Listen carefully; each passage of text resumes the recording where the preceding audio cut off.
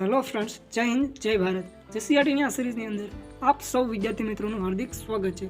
તો આજે આપણે ધોરણ 6ના ચેપ્ટર નંબર 11 એટલે કે ભૂમિ સ્વરૂપો આ ચેપ્ટરના અતિ મહત્વના અને મોસ્ટ આઈએમપી એવા પ્રશ્નોની આજે આપણે વાત કરવાના છીએ. તો ચાલો મિત્રો શરૂ કરીએ. પ્રશ્ન નંબર 1. નિર્માણના આધારે મેદાનનું વર્ગીકરણ કેટલા ભાગમાં થયું છે? A 1, B 2, C 6 કે D 3? તો આ પ્રશ્નનો સાચો જવાબ બનશે મિત્રો ઓપ્શન નંબર ડી 3. ત્યાર પછીના પ્રશ્નની વાત કરીએ તો પ્રશ્ન નંબર 2. નીચેનામાંથી કયું ખંડ પર્વતનું ઉદાહરણ છે? A Nilgiri, B Satpura, C Vindhyachal કે D આપેલ તમામ? તો આ પ્રશ્નનો સાચો જવાબ બનશે મિત્રો ઓપ્શન નંબર ડી આપેલા તમામ. ત્યાર પછીના પ્રશ્નની વાત કરીએ તો પ્રશ્ન નંબર 3. કયા ભૂમિ સ્વરૂપમાં વ્યવહાર વાણિજ્યના સાધનો સ્થપાય છે? A ઉચ્ચ પ્રદેશ, B ટાપુ, C મેદાન કે D ભૂશીલ? તો આ પ્રશ્નનો સાચો જવાબ બનશે મિત્રો ઓપ્શન નંબર C મેદાન. ત્યાર પછીના પ્રશ્નની વાત કરીએ તો પ્રશ્ન નંબર 4. વિંધ્યાચલ પર્વત કયા પર્વતનું એક ઉદાહરણ છે? A ગેડ પર્વતો, B અવશિષ્ટ પર્વતનું, C જ્વાળામુખી પર્વત કે D ખંડ પર્વત? તો આ પ્રશ્નનો સાચો જવાબ છે મિત્રો ઓપ્શન નંબર ડી ખંડ પર્વત. ત્યાર પછીના પ્રશ્નની વાત કરીએ તો પ્રશ્ન નંબર 5. પર્વતો કયા ઉદ્યોગ માટે આશીર્વાદરૂપ છે? A પ્રવાસન ઉદ્યોગ, B ચલચિત્ર ઉદ્યોગ, C પર્વતારોહક ઉદ્યોગ કે D આપેલ તમામ? તો આ પ્રશ્નનો સાચો જવાબ છે મિત્રો ઓપ્શન નંબર ડી આપેલા તમામ. ત્યાર પછીના પ્રશ્ન નંબર 6. કયા ભૂમિ સ્વરૂપો ફિલ્મ શૂટિંગ માટે ઉપયોગી છે? A ઉચ્ચ પ્રદેશો, B મેદાનો, C ખીણો કે D સમુદ્ર ધુની? આ પ્રશ્નનો સાચો જવાબ છે મિત્રો ઓપ્શન નંબર A ઉચ્ચ પ્રદેશો.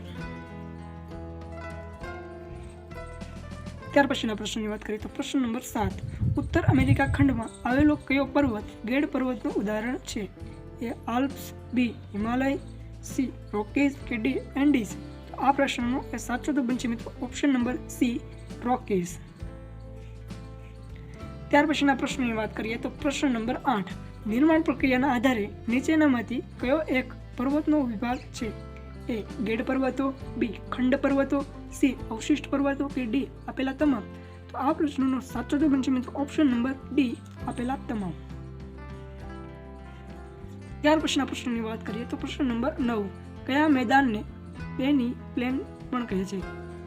A કિનારાના મેદાન, B સર્જનાત્મક મેદાન, C ઘસારણના મેદાન કે D નિક્ષેપણના મેદાન? તો આ પ્રશ્નનો સાચો જવાબ બનશે મિત્રો ઓપ્શન નંબર C ઘસારણના મેદાન.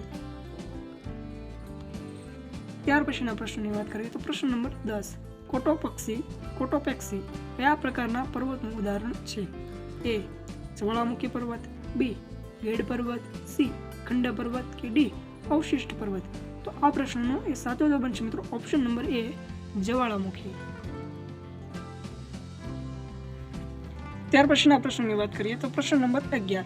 માળવાનો ઉચ્ચ પ્રદેશ કયા ઉચ્ચ પ્રદેશનો પ્રકાર છે? A પર્વત પ્રાંતીય ઉચ્ચ પ્રદેશ, B આંતર પર્વતીય ઉચ્ચ પ્રદેશ, C ખંડીય ઉચ્ચ પ્રદેશ કે D એક પણ નહીં? તો આ પ્રશ્નનો સાચો જવાબ બનશે મિત્રો ઓપ્શન નંબર A પર્વત પ્રાંતીય ઉચ્ચ પ્રદેશ. ત્યાર પછીના પ્રશ્નની વાત કરીએ તો પ્રશ્ન નંબર 12. પૃથ્વીના પોપડાની અંદર થતી હલનચલનની ક્રિયાનો અનુભવ આપણને કઈ રીતે થાય છે? A ભૂકંપ દ્વારા, B જ્વાળામુખી દ્વારા, C સુનામી દ્વારા કે D આપેલા તમામ? તો આ પ્રશ્નનો સાચો જવાબ છે મિત્રો ઓપ્શન નંબર ડી આપેલા તમામ.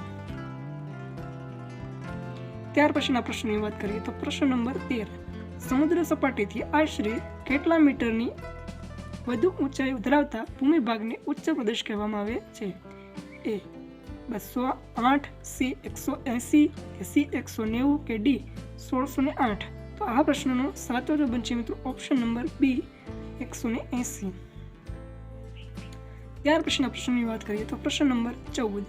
પીડમોન્ટ ઉચ્ચ પ્રદેશ કયા ઉચ્ચ પ્રદેશનું એક ઉદાહરણ છે? A પર્વત પ્રાંતીય ઉચ્ચ પ્રદેશ, B જ્વાળામુખી ઉચ્ચ પ્રદેશ, C ખંડીય ઉચ્ચ પ્રદેશ કે D એક પણ નહીં?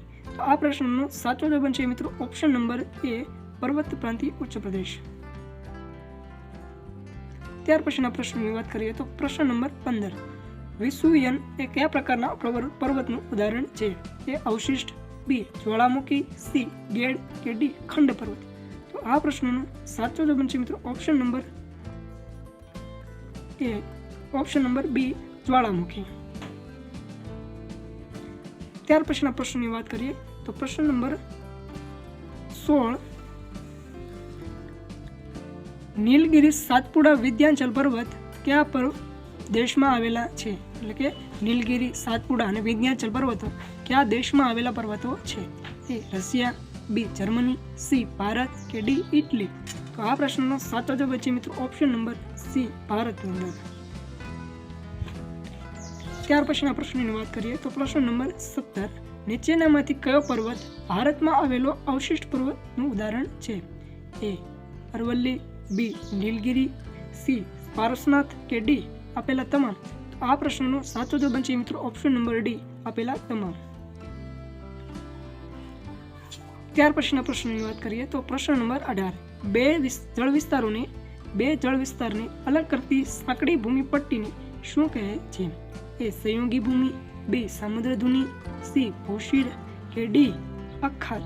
તો આ પ્રશ્નનો સાચો જવાબ છે મિત્રો ઓપ્શન નંબર બી એ સંયોગી ભૂમિ. ત્યાર પછીના પ્રશ્નની વાત કરીએ તો પ્રશ્ન નંબર 19, પૃથ્વીના મોટા ભાગના મેદાનનું નિર્માણ શેના દ્વારા થયું છે? એ પવનો દ્વારા, બી જ્વાળામુખી દ્વારા, સી નદી દ્વારા કે ડી હિમનદીઓ દ્વારા? તો આ પ્રશ્નનો સાચો જવાબ છે મિત્રો ઓપ્શન નંબર સી નદીઓ દ્વારા. ત્યાર પછીના પ્રશ્નની વાત કરીએ તો પ્રશ્ન નંબર 20, એશિયા ખંડમાં આવેલો કયો પર્વત ગેડ પર્વતનું ઉદાહરણ છે? એ આલ્પ્સ, બી હિમાલય, સી રોકીઝ કે ડી એન્ડીઝ? તો આ પ્રશ્નનો સાચો જવાબ છે મિત્રો option number B Himalaya.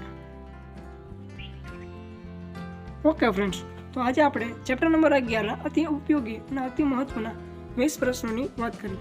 Okay friends, જો મિત્રો તમને આ 20 પ્રશ્નની અંદર કોઈ જગ્યાએ કોઈ ડાઉટ લાગે તો નીચે મને તમે કોમેન્ટ સેક્શનની અંદર જણાવી શકો છો.